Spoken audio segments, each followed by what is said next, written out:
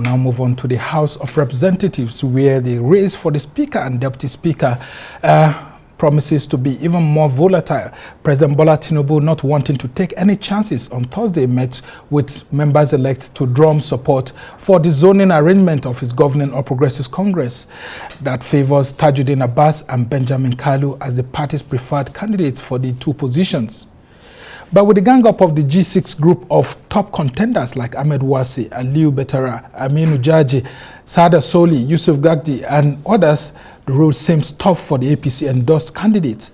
So what's the geopolitics and of it, and then APC's thinking of the zoning formula? And will the president's view of the elections actually hold? Will his anointed candidates see the light of day in the House of Representatives? And then what do we have to say about the Northwest and Southeast composition that is being brought forward, the proposition by the All Progressives Congress? Well, joining us to help us understand the intrigues is a very strong person who understands the geopolitics of Nigeria, and I'm talking about Osita Okechukwu, who is the Director General of the Voice of Nigeria, and he understands this issue, having been a top political advisor, someone who understands the issues and plays the politics in the APC. Thank you so much for joining us, Osita Okechukwu. Now, let's talk about the issues that we have here and what the president's proposition is all about.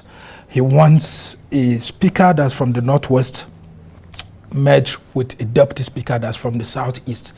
Do you think that this lot going to the Southeast deputy speaker is enough to be able to assuage the feelings of people within the parliament and outside? Thank you very much. I think the most important thing is that let's talk about the project Nigeria. Because without Nigeria, nothing can happen. So I think Mr. President means well. Yes, I would have loved my geopolitical zone to produce the Senate president.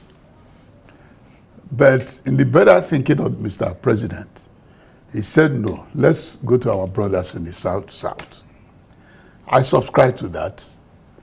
I subscribe to that in the sense that what I was worried about in the whole composition is that it will be very, very awkward and disturbing if we had the official protocol list of the country where we have a president, vice,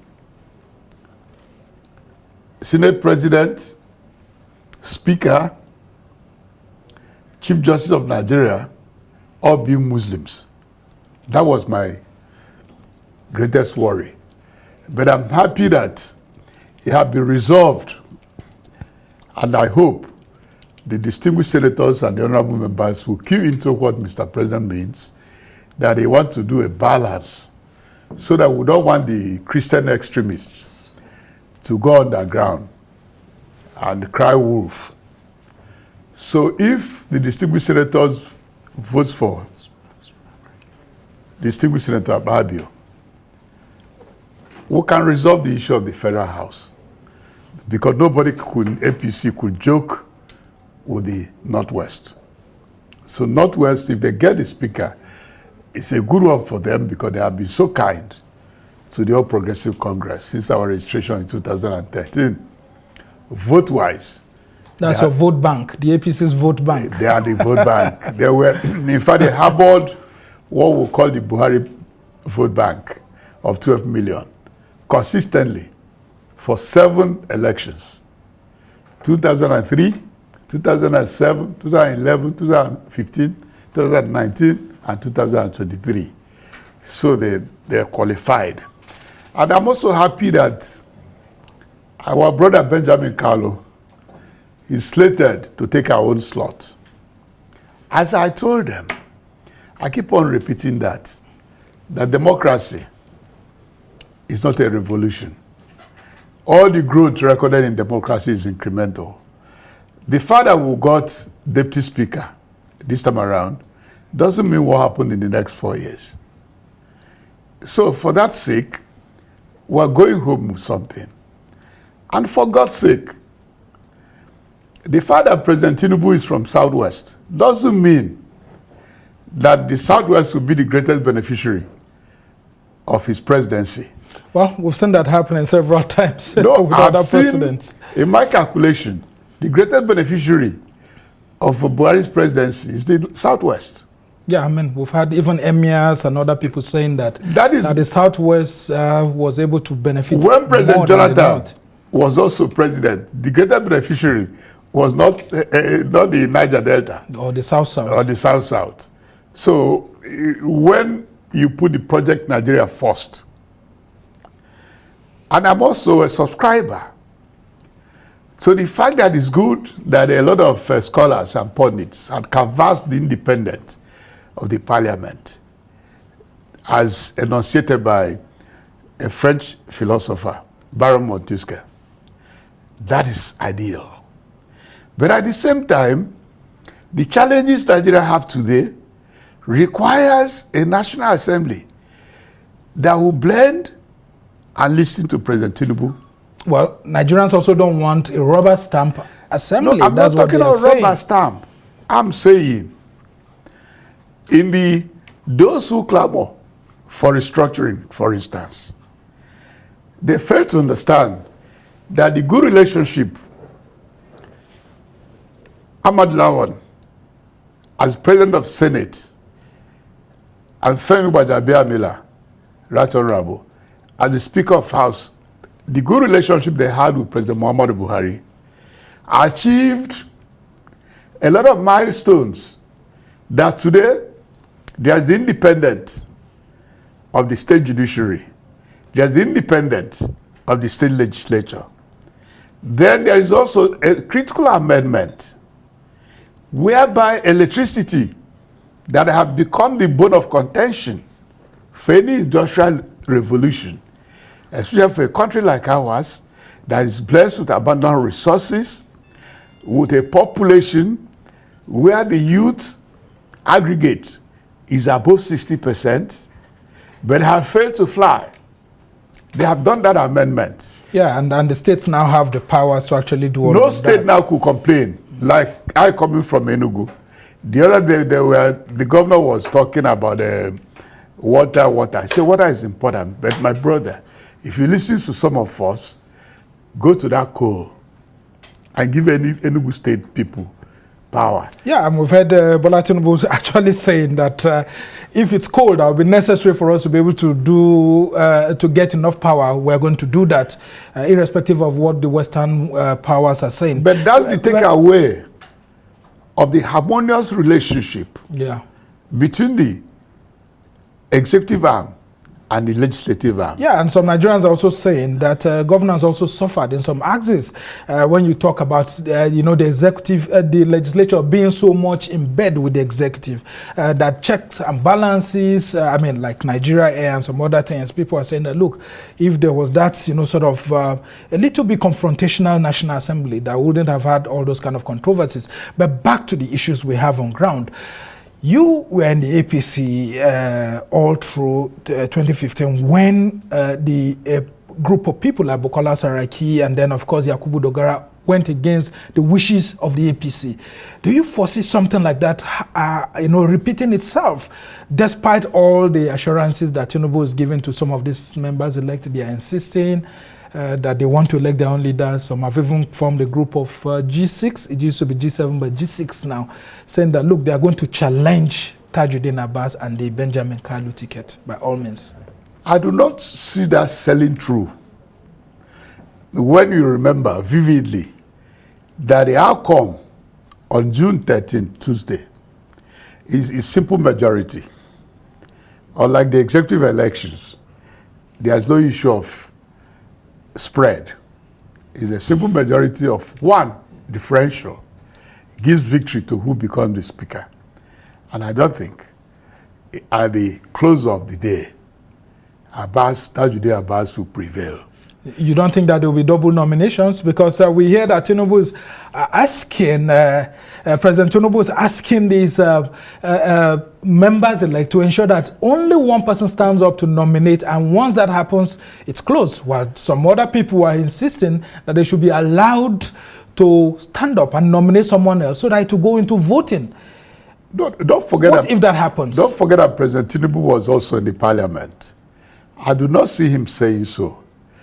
The little clips I got from the honorable meeting, members are saying that. The little clips I got from the meeting is that he's appealing that please support the nominee of the party and the president for harmonious relationship. What if we have not only double but There's triple no nominations? Don't forget that what can the party do in this instance if these people decide to go against the party's wish? If they decide to go against the party's wish, the simple outcome is this: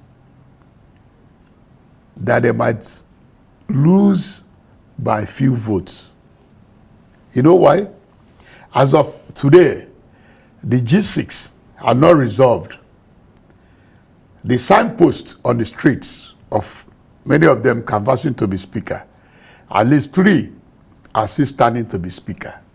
And I do not see them resolving that at the close of the day. Are you foreseeing any of them stepping down on the floor, that their ambitions? If they step down, the tendency of stepping down is that you might lose one of those your supporters. Because those who support you are not just like in a dormitory. They are not ice blocks. You could shovel the shovel to one side. If you drop off, somebody might say, let me come back to Abbas. Okay, and the same thing will happen with Ababio. A lot of the key supporters of His Excellency Abdulaziz Yari might consider the Nigerian project that, yes, we wanted a strong Senate leadership, but we threw away the baby and the bathwater. And they will remember as well that a few years after Yari's exit in Zamfara, there had been no peace in Zamfara. So if he had done so well, Zamfara wouldn't be a scatter diagram. So there's nothing to pander. So he can measure up in terms of governance index with Akpabio, is that what you're saying? On the state power, yes. On the state power, yes, he might not have gotten as much money as Akpabio, but he didn't do. Well, some people even doubt that money aspect and tell you that Yari seems to be, sharing dollars here and there more than Akpabio is doing. If you are sharing dollars, I don't want to look into that. You are sharing dollars might be because you didn't invest in Zamfara, as you could have invested with the accruals that came to Zamfara. And don't forget that he was chairman of the Governors Forum, and we are still in the riddle of the Paris Club funds. But we don't want to go into that. But you have had some experience in all of this. How much of a factor is money during this period of, seeking the Senate presidency or speakership? There is no gathering on earth, both in the advanced democracies of America and co. What money does in Nigeria might not be what it does in America. But whether it is a factor, is a factor. But I'm saying that I believe sincerely that the patriots will understand that the official protocol of the country cannot stand 5 legs or one religion against the other. Yes, nothing will happen, but we don't know the danger it portends for the national loyalty that the Constitution of the Federal Republic begged for. It says whatever you're doing, that this federal character should be obeyed to evoke national loyalty. Yeah, to command national loyalty. That's what the Constitution actually says. It is. And then, of course, the issues of social justice will come in here and there. That is it. Yari is also positing that if, for example, Akpabio comes on stream, you'll be having 3 top Southerners heading the 3 arms of government, talking about President Bola Tinubu heading from the Southwest, heading the executive, CJ Nariwola from the Southwest, heading the judiciary, and then you would have Akpabio from the South heading the the legislature. What do you make of that kind of talk? Yeah, but it falls flat. Because the engine room of the federal executive is the secretary to the government of the federation. It might not be noisy. You know what it means?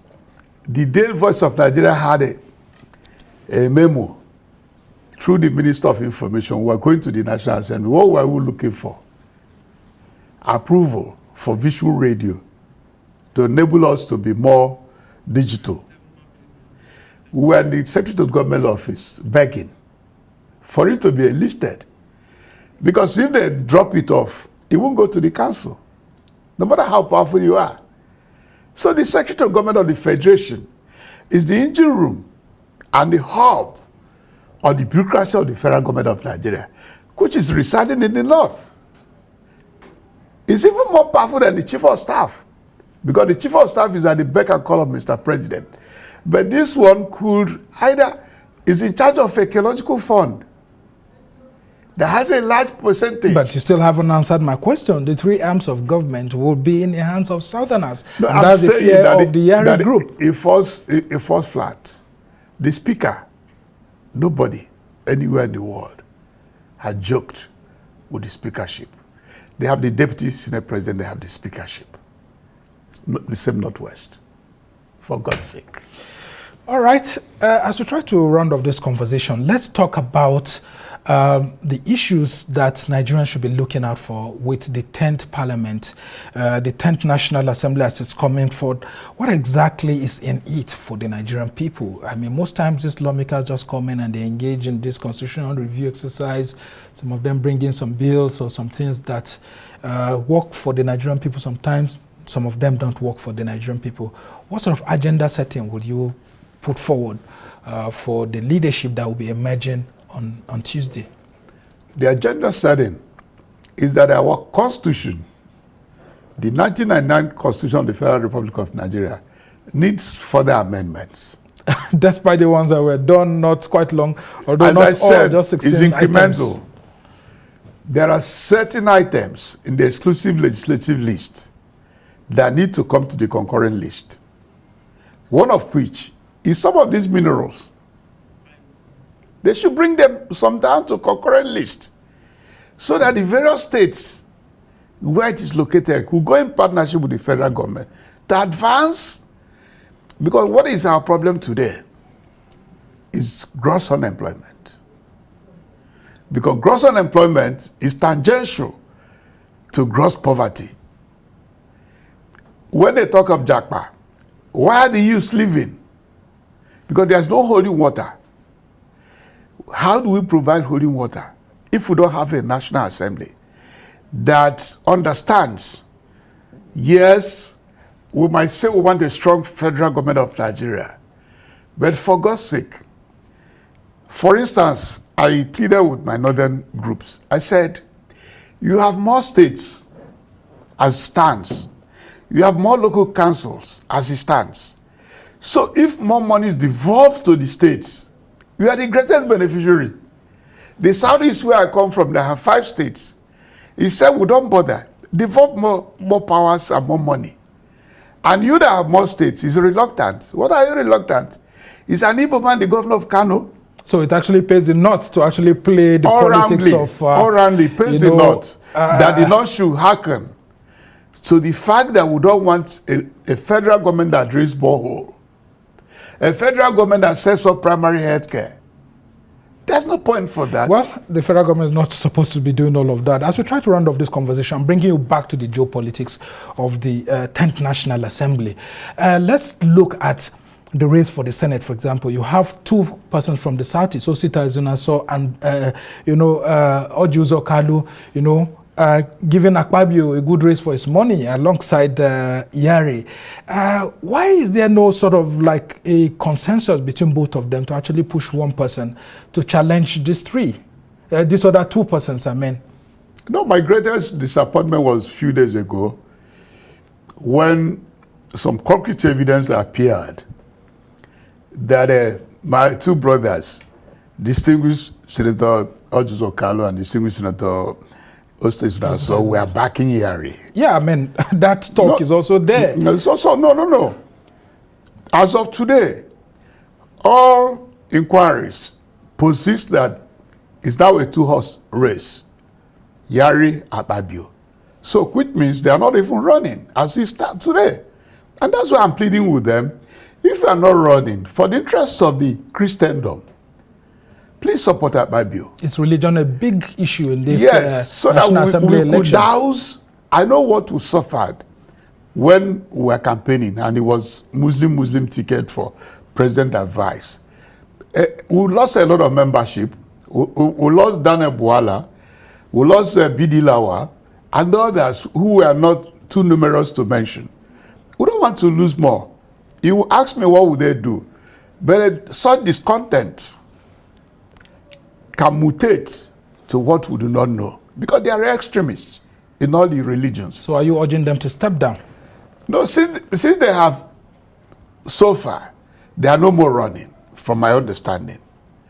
So if they are not running, they shouldn't back Yari. And so why would it be difficult for the Southeast lawmakers to back someone from the South? I mean, all of them are from the South. No, if it were the other way around from the North, you would have seen a lot of people. From my understanding, majority of our membership are backing up Abio.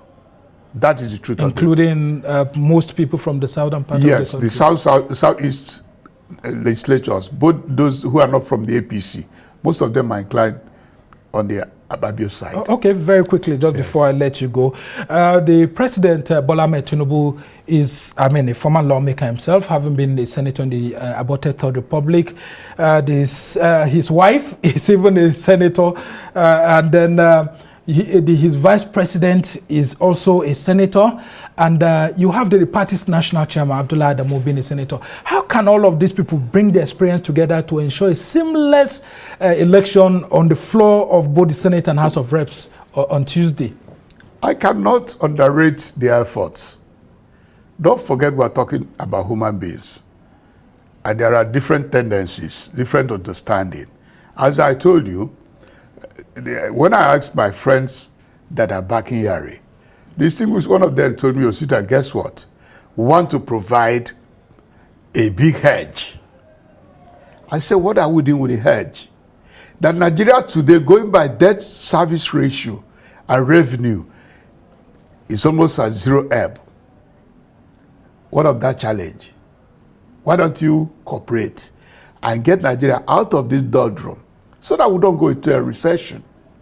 Yes, it's good to say the Great North, but the Great North is also within Nigeria. And if Nigeria do not prosper, the Great North will not prosper. So it's not about whether they are doing their best. They are appealing. They are going around. All right. All appealing. Should Tinubu be offering some juicy positions to some of these people to actually step down, maybe provide some things for their proxies to get into government? Even in the parliament itself, the committees are not equal. Okay, so they should be doing that's a trade-off. Okay. Of juicy committees. Very juicy indeed, because a lot of people may actually not be eyeing the Senate presidency, but they are eyeing those ones, but they are using the race for the Senate presidency to seek. In all parliaments on earth, there are more important committees than the other. All right, that's a better way to actually leave it. Osita Okechukwu is a member of the All Progressives Congress and the Director General of the Voice of Nigeria. He is someone who understands the politics of the APC very well, having been a foundation member and a leader within the party. In your own right. Member. All right, we must thank you so much for joining us. And that's how it's been on this edition of This Week. We must thank you so much for staying with us all throughout the show. And we hope to see you next time. Sambo.